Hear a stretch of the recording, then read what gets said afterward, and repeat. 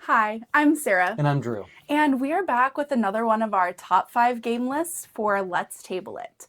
Today we're trying to do a little seasonal list here of some of our favorite mystery games. So sometimes it's solving a crime, sometimes it's just puzzling out what's going on or what you need to find out to win the game. So let's get started. Okay, so we're going to throw an honorable mention on this.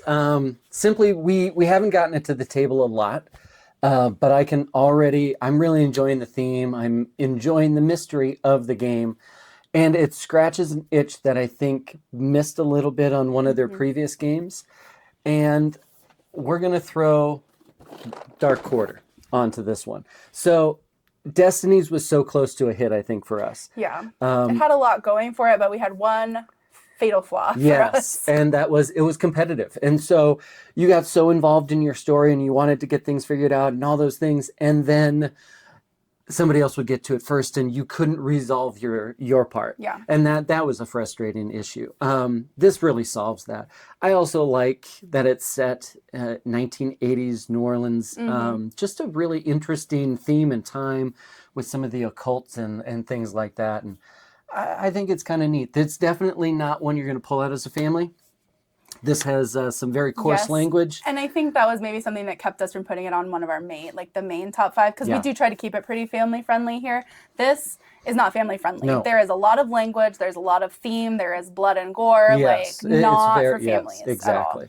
At the same time, highly thematic. So it's a good one for a couple, sit down in the evening, even if you don't complete, because it is about a 2-hour campaign for each section. So, Yeah, we split our the first session into 2. So the first, what do we want to say, chapter of it was the introductory, and that it did take us 2 times of sitting down to make sure that we got all the way through it. So. Yeah, but definitely one, again, if that cooperative hits you a little more, but you really like that story of Destiny's, this, like I said, I think this one would be a good one for you. But next up, we do have one that is very family friendly, and that is Little Alchemist. Little Alchemist is an app-driven game where you are working through different sessions, and it really slow rolls you into the game. Yep. So the first time, you are just trying to figure out what ingredients you need to combine to make this special potion. And so then by the end, you have to have those ingredients to be able to score points for it. Yep. And then you move on and the rules change a little bit. And we are only on the second part of this. There's a little mini campaign and boxes to open and things. And we've only gotten to the second one. And so we still have so much to discover about Little Alchemist. Yeah. And it was definitely one the whole family played. We played with the new introduction of things. And it didn't necessarily hit for everybody. I think everybody kind of started to figure out a method, and then they threw that curveball at you, and it changed things up. So definitely changed what you were going for. Yeah. The first session, you had this very definite end game in mind, and then the second, it was enough different that you had to really adjust how you were playing, for sure. So Little Alchemist, fun app-driven family logic deduction type game. So great with all the kids. Everybody could play. Yeah, and this was probably last year before our kids aged up, so we're probably talking that we played as 8 and 10-year-olds. Yeah. So perfect for that family weight game night. So our next one is a fully cooperative game, Almost Innocent. So Almost Innocent is one of those that I really like. I like the fact that it's cooperative and you're giving clues and everybody's trying to deduce on their own sheet with their own character and how things went. And at the same time, you've got some evidence and some information that you need to get passed along. So you're asking questions, somebody's giving you an answer, and at the same time, you might not be asking for yourself. You might be asking so that you can give exactly that information to the person next to you. Yeah, I think that really changed how we played this game when we made that switch from asking for clues for yourself as far as I know this is what I need to find out. And so I'm really just selfishly asking for clues Right. to what do I have and how can I communicate that to the person that needs it. And so I would say it's almost 50-50 now Yeah. when we're asking Yeah. questions, whether it's because I need the information or because I need somebody else to have that information. And Almost Innocent is so interesting to me because you start and you're thinking, oh my gosh, there is no way. There is no way that I'm going to figure this out. And you keep going and you keep going. And then by the last couple turns, like it's getting close to being done. And you're like, oh my gosh, I finally got it. Yeah. I finally figured it out. So it does come down to the wire, even on these easier modes. But the great thing is because it has some different depths you can go into, the easier levels, the harder, and some medium and stuff.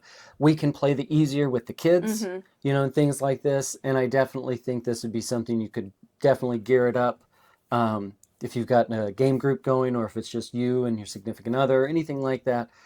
I think there's a lot of replayability. Oh, for sure. There's lots of different storylines with it too. So there's a book to work through, and the cases get harder, and they add more things in as you go. But it's great from the first play too. It doesn't feel like you have to ramp up. No, exactly. To be able to enjoy this one. Yeah, a lot of fun. So that's Almost Innocent. Next up, we have what is probably the first game that came to our mind when we started making this list, which is Chronicles of Crime.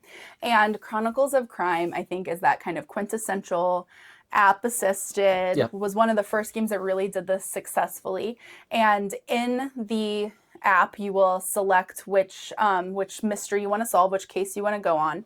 And then you explore locations. You have this really cool thing where you'll get to look at the crime scene, and as you move your device around, it moves around the crime scene, and you're looking and you're just shouting out the things that you see as you go, so everybody else can be pulling those out so you can scan those later to see if it's important or not.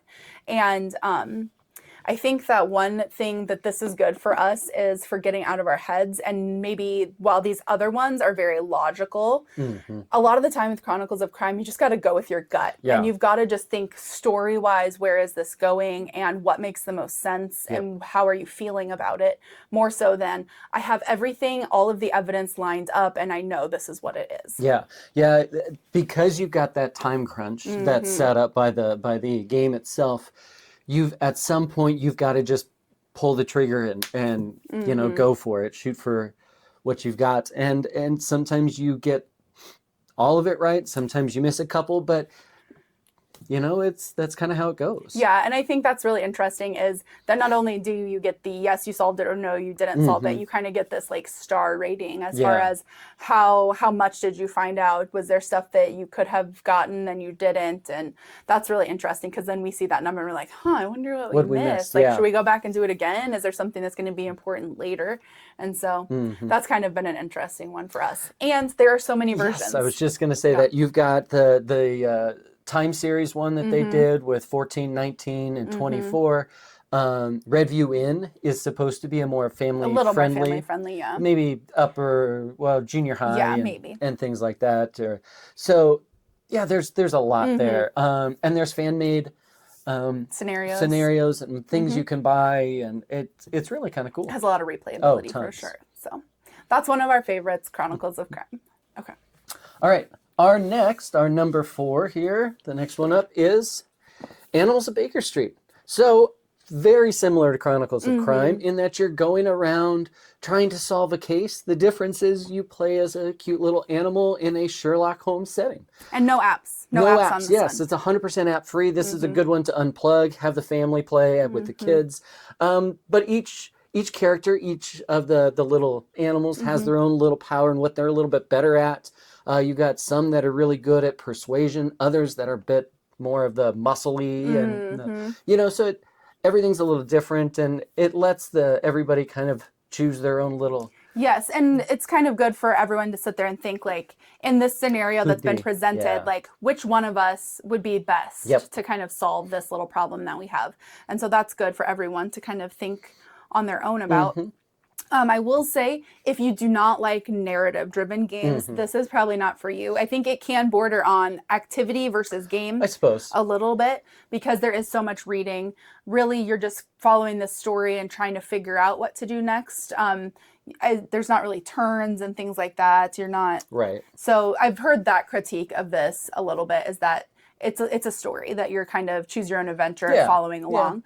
But we really have enjoyed it. Oh yeah, and I think if you've got kids that are in that, again, age range of 7 to 12, this is a great fun game. There's quite a few scenarios to go through. We're about halfway through right now. Yeah, give or take. And so it is what it is. And I think if you know going into it that this is going to be a kind of a fun sit down activity and you're working through things together, I think it's really great. Yeah, it's definitely the top tier of what it is. And if you like that kind of thing, you definitely want to check out Animals of Baker Street. And last up, we've got a very popular series of games. These are the Unlock series. And this is just the one that we happen to have right now. We've played through, I think, two or three other boxes of Unlock. I love Unlock as opposed to some of the other escape room type mystery games because you don't have to destroy anything. Yes. It is fully replayable. You probably won't want to replay it because you'll know the answer, but we've passed them on. We've taken them to school. We've passed them on to family members. You can just hand this off to somebody else to enjoy, and you don't have to reset it really that much unless you're just putting the cards back in order. Yeah. So that's all it takes. Yeah, and again, there's some app assist, but just a little bit. It's more of a timing mechanism, and it helps you know if you've solved the puzzles. Yeah. More than anything, it's not nearly as much as something like Chronicles of Crime or Little Alchemist even. Yeah, so it's. But again, and it has varying difficulties. Usually, if you get a 3-pack game like this, it's got one that's a little easier, kind of a mid, and one that's pretty tough. But you can also get some clues from time to time and things like that, so you don't have to feel like you're just hitting your head against a wall, not knowing what to do. And they think most of the time limits are 60 minutes. Yes. So it's not going to take you any more than an hour. If you fail, I guess you can redo it again, but you're just out an hour. And a lot of the time when you get something wrong, that time goes down. Yeah, and so you're probably not actually spending a full hour on this anyway. Yep. So. And there's so many themes to pick from, we played a Wizard of Oz one. Yeah, that was really neat. There have been tons. There have been so many. And then there's a kids series as well, which is super fun. And our kids really enjoyed that when they got to go through. Oh, yeah. They sat down and just kept going. Yeah. So this is definitely a series to check out. There's a theme for everybody, and I bet you can find one that you would love. So those are our top 5 mystery solving games. As always, we want to know what we missed. What would be on this list for you? Maybe we haven't played it, or maybe we have a differing opinion, or maybe it just missed out on our list. But we won't know unless you comment and let us know what you would put on this list.